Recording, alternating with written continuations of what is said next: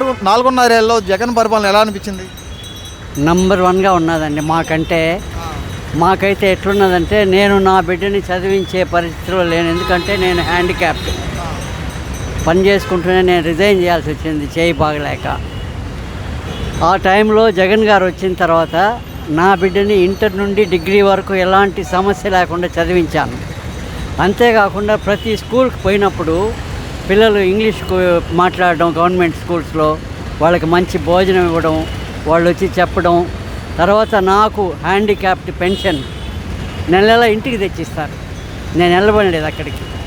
అంతేకాకుండా మా అమ్మ బతికిన అమ్మకి అప్పుడు 97 సంవత్సరాలు అప్పుడు ఆమె అక్కడికి పోకుండా ఇంటికి పెన్షన్ తెచ్చేవాళ్ళు.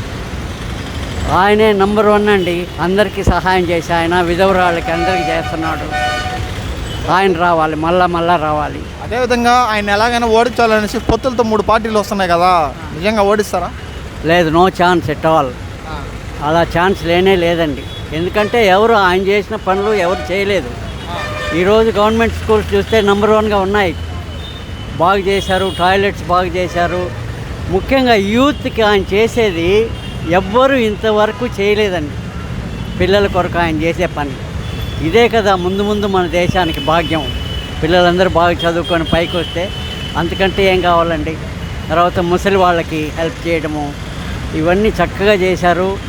ఇంకా ఎన్ని పార్టీలు వచ్చినా కూడా వాళ్ళు రారు, ఈయనే వస్తాడు. ఫైనల్గా ఈసారి వైసీపీ ఎంత మెజార్టీతో గెలుస్తుంది అనుకుంటున్నారు? మెజార్టీ అయితే చెప్పలేమండి, కానీ డెఫినెట్లీ 70%.